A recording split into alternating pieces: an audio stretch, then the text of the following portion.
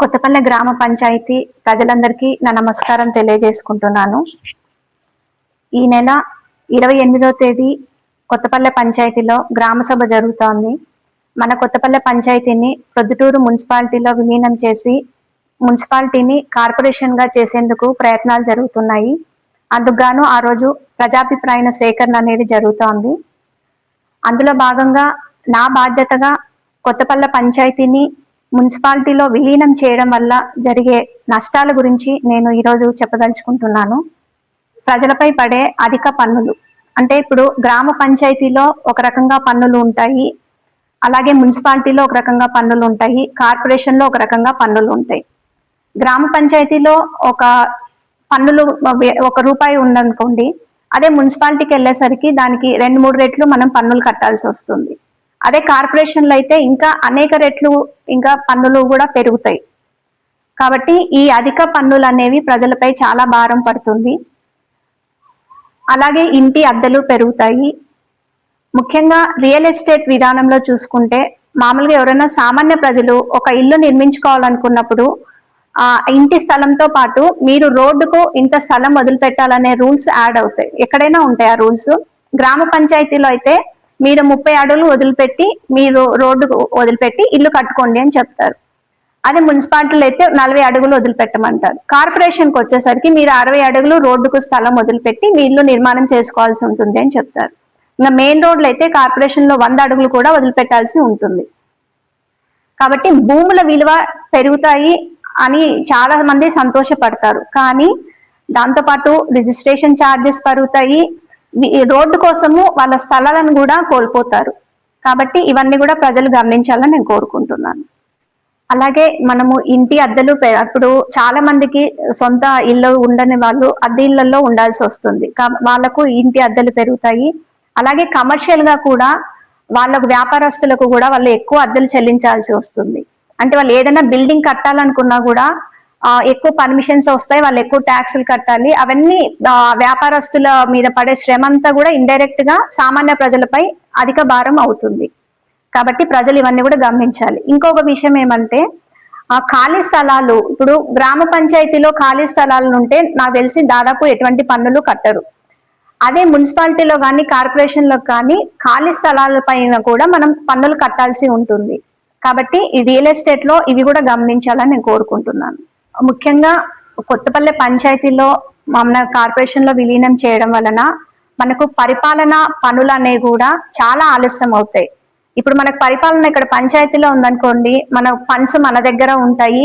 Ward members అందరు కలిసి meeting అప్పుడు డిస్కషన్ చేసుకొని వెంటనే చేసేదానికి చాలా అవకాశం ఉంది.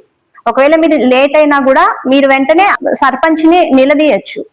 అదే ఇప్పుడు కార్పొరేషన్ లోకి మనం ఏదైనా పని కోసం వెళ్తే, ఇప్పుడు ఏదైనా కొత్త రోడ్డు కావాలన్నా కూడా పర్మిషన్స్ అన్ని కూడా వాళ్ళందరూ కలిసి డిస్కషన్స్ చేసుకొని మనకు ఫండ్స్ అలాట్ చేయడము, అవన్నీ కూడా పరిపాలన అనేది చాలా ఆలస్యం అవుతుంది.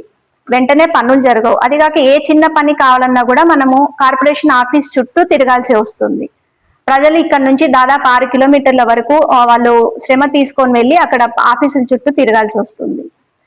అలాగే ముఖ్యంగా ఈ మన పంచాయతీలో మన చుట్టుపక్కల ఉండే యువతనే పనిచేస్తూ ఉంటారు. అదే కార్పొరేషన్లో అయితే గవర్నమెంట్ ఎంప్లాయీస్ వాళ్ళు ఎక్కడో దూరం నుంచి వచ్చి పనిచేస్తూ ఉంటారు. కాబట్టి మన యువత కూడా అదే అవకాశాలు కోల్పోయే అవకాశం ఉంటుంది. కాబట్టి ఇవి కూడా ప్రజలు గమనించాలని నేను కోరుకుంటున్నాను. ఆటో నగర్ అనేది గతంలో ప్రొద్దుటూరు మున్సిపాలిటీలో ఉండేది.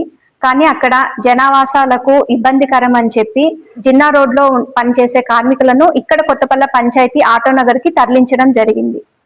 ముందు ఒకవేళ ఇక్కడ కూడా జనావాసాలు పెరిగిపోయితే మళ్ళీ మాకు ఇబ్బంది అని వాళ్ళను మళ్ళీ వేరే చోటికి పంపించే ప్రమాదం కూడా ఉంది. అదే కార్పొరేషన్ చేయడం వల్ల ఆటో నగర్ లో నివసించే కార్మికులకు ఆ పన్నులు అనేవి కానీ అద్దెలు అనేవి కూడా ఇంకా పెరిగే అవకాశం కూడా ఉంది.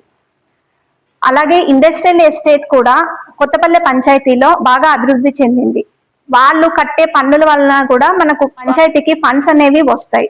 ఈ ఫండ్స్ అనేవి కూడా కార్పొరేషన్ లోకి వెళ్ళిపోతా ఉంటాయి. కాబట్టి ఇవి కూడా ప్రజలు గమనించాలి. మన ప్రొద్దుటూరు మున్సిపాలిటీ అనేది స్పెషల్ గ్రేడ్ మున్సిపాలిటీగా చాలా సంవత్సరాలుగా ఉంది. కాకపోతే ఇప్పటిదాకా కూడా ఇంకా పారిశుద్ధ్యం అనేది ఇంప్రూవ్ అవ్వలేదు. ఇంకా ఎప్పుడైనా వర్షం పడితే నీళ్లు పోవడానికి సరైన డ్రైనేజ్ సిస్టమ్ అనేది లేదు. కానీ మన కొత్తపల్లె పంచాయతీ ఆల్రెడీ అభివృద్ధి చెందింది, మనకు ఫండ్స్ కూడా పుష్కలంగా ఉన్నాయి. ఇప్పుడు ఈ అభివృద్ధి చెందిన ప్రాంతాన్ని మళ్ళీ ప్రొద్దుటూరు మున్సిపాలిటీలో కలపడం వల్ల కొత్తపల్లె గ్రామ ప్రజలకు మాత్రం వచ్చే మేలు అనేది ఏం లేదనేది నా అభిప్రాయం. ఎందుకంటే అమృత నగర్ ప్రజలు వాళ్ళు ఏ పన్నులు కట్టకపోయినా కూడా వాళ్ళ భారం అంతా కూడా మన కొత్తపల్లె గ్రామ పంచాయతీ తీసుకొని మేనేజ్ చేయగలుగుతున్నారు. మళ్ళీ దాన్ని కార్పొరేషన్ లో కలపడం వల్ల అయితే ఏం ఉపయోగం ఉండదు. అలాగే చూసుకుంటే కడప కార్పొరేషన్ లో కూడా చాలా సంవత్సరాల క్రితము చుట్టుపక్కల గ్రామాలను కలిపారు. కానీ ఇప్పుడు కూడా ఆ గ్రామం అంతగా అభివృద్ధి చెందినట్లయితే ఏమి కనిపించట్లేదు. కాబట్టి కార్పొరేషన్ లోనూ కలపడం వల్ల గ్రామాలు అభివృద్ధి చెందుతాయనేది మేము నమ్మడం లేదు. ఇది కూడా ప్రజలు గమనించాలని కోరుకుంటున్నాను. గ్రామ పంచాయతీలకు మాత్రమే వర్తించే పథకం ఉపాధి హామీ పథకం. 100 రోజుల పని దినాలు అనేవి ఇక్కడ పని లేని వాళ్లకు కల్పించే పథకము. ఇప్పుడు ఫండ్స్ కూడా వస్తూ ఉంటాయి ఉపాధి హామీ నుండి. చాలా కుటుంబాలు కూడా ఈ ఉపాధి హామీ పథకాన్ని నష్టపోతారు ఒకవేళ పంచాయతీ కార్పొరేషన్ లో విలీనం చేయడం వలన. అలాగే గ్రామ పంచాయతీలకు మాత్రమే వర్తించే ఇంకొక పథకము పొదుపు సంఘాలకు రుణాలు ఇచ్చే విషయంలో అది ఉన్నతి పథకం అనేది ఉంటుంది. ఆ ఉన్నతి పథకంలో 5 లక్షల వరకు ఎస్సీ ఎస్టీ వాళ్ళకైతే 0% వరకు ఇంట్రెస్ట్ ఉండదు. మిగతా వారికి ఓన్లీ ₹1 వరకు మాత్రమే ఇంట్రెస్ట్ ఉంటుంది. ఇంకా ఒకవేళ పంచాయతీ కార్పొరేషన్ లో కలపడం వలన వీళ్ళు ఆ పథకాన్ని కూడా మిస్ అయిపోతారు. అలాగే డిఆర్డే నుంచి మెప్మాకు వెళ్లడం వలన ఏం మేలు జరుగుతుంది అనేది కూడా అధికారులు పొదుపు సంఘాల మహిళలకు సరైన అవగాహన అనేది కల్పించడం లేదు. ఇది కూడా సరైన అవగాహన కల్పిస్తే బాగుంటుందనేది నా అభిప్రాయం. మన కొత్తపల్లె పంచాయతీ గ్రామ ప్రజలు మంచి ఆలోచన కలిగిన వారని, రాజకీయ అవగాహన కలిగిన వారని నేను నమ్ముతున్నాను. ఎందుకంటే మన పంచాయతీని ఒకసారి కార్పొరేషన్ లో కలిపితే మనం పంచాయతీని తిరిగి తీసుకురాలేం. అది ఎవరి వల్ల కాదు. మన స్వయం పాలనను మనమే కాపాడుకోవాలి. ఒకవేళ ప్రజా ప్రతినిధులపై మీకు ఎవరికైనా కోపం ఉంటే మీరు ఎలక్షన్స్ టైం అప్పుడు మీ ఓటు ద్వారా సమాధానం చెప్పుకోగలరు. అది మీ చేతిలో పని. కాబట్టి ప్రజలు ఇవి కూడా గమనించాలి. మన ప్రాంతాన్ని మనం కాపాడుకోవాల్సిన అవసరం ఉంటుంది. అలాగే ఇప్పుడు కార్పొరేషన్ లో విలీనం చేయడం వలన అక్కడ మనం 10 మందిలో ఒకరం అవుతాము. పరిపాలన అనేది కూడా చాలా ఆలస్యం అవుతుంది. మన నిర్ణయాలకి అంత సరైన విలువ ఉండదనేది నా నమ్మకం. ఎందుకంటే 10 మందిలో ఒకరికి ఉండే విలువ లేకపోతే మనము స్వయంగా ఉండే విలువ అనేది మీకు అందరికీ బాగా తెలుసు. ముఖ్యంగా నేను గౌరవ శాసనసభ్యులకు కూడా విన్నవించుకోవడం ఏమంటే, మీ సూచన మేరకు మాత్రమే ఈ గ్రామ పంచాయతీని కార్పొరేషన్ లో విలీనం జరుగుతుందని ప్రజలందరూ చర్చించుకుంటున్నారు. ఎందుకంటే రాష్ట్రంలో ఎక్కడ ఈ విలీనం అనేది ఎక్కడా జరగడం లేదు. కేవలం మన ప్రొద్దుటూరులో మాత్రమే ఈ పంచాయతీని కార్పొరేషన్ గా చేయడం అనేది ఈ చర్చ జరుగుతా ఉంది. ఇది రాష్ట్రంలో ఎక్కడా లేదు కదా. కాబట్టి గౌరవ శాసనసభ్యులు కూడా మరోసారి పునః ఆలోచించుకుని చేయాలని, మా గ్రామ అభివృద్ధికి పాటుపడాలని నేను కోరుకుంటున్నాను. ఎందుకంటే మహాత్మా గాంధీ గారు కూడా కోరుకున్నారు గ్రామ స్వరాజ్యం అనేది. సో గ్రామాలు బాగుంటేనే దేశం బాగుంటుంది అని కోరుకున్నారు. సో మా గ్రామ అభివృద్ధికి మీరు కృషి చేయాలని నేను ప్రజలందరి తరపున నేను కోరుకుంటున్నాను. అలాగే నేను అధికారులను కూడా మీరు ఇంకా ఈ విలీనంపై ప్రజలకు సరైన అవగాహన కల్పించాలని నేను కోరుకుంటున్నాను.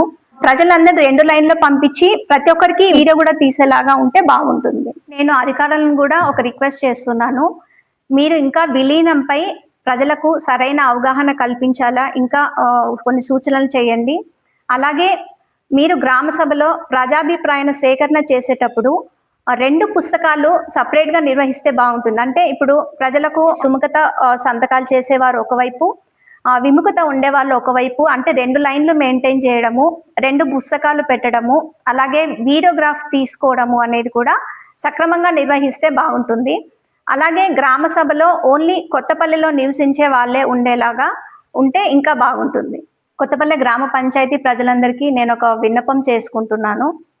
ఈ నెల 28వ తేదీ కొత్తపల్లి పంచాయతీ కార్యాలయంలో గ్రామ సభ నిర్వహిస్తున్నారు. ఆ గ్రామ సభలో మన పంచాయతీని కార్పొరేషన్లో విలీనంపై ప్రజాభిప్రాయ సేకరణ జరుగుతోంది. ప్రజలందరూ కూడా స్వచ్ఛందంగా ముందుకు వచ్చి మీ అభిప్రాయము మీరు చెప్పాల్సిందిగా నేను కోరుకుంటున్నాను. అందులో మీరు ఒక బుక్లో సంతకం కూడా పెట్టాల్సి ఉంటుంది. అంటే మీరు విలీనంపై సుముఖతంగా ఉన్నారా, వ్యతిరేకంగా ఉన్నారా అనేది మీరు సంతకం పెట్టాల్సి ఉంటుంది. మీ నిర్ణయం పైన మాత్రమే మన పంచాయతీ భవిష్యత్ అనేది ఆధారపడి ఉంటుంది. మన గ్రామ ప్రజలందరి భవిష్యత్తు మన పైనే ఆధారపడి ఉంటుంది. కాబట్టి ఈ అవకాశాన్ని మీరు ఖచ్చితంగా వినియోగించుకోవాలని నేను కోరుకుంటున్నాను.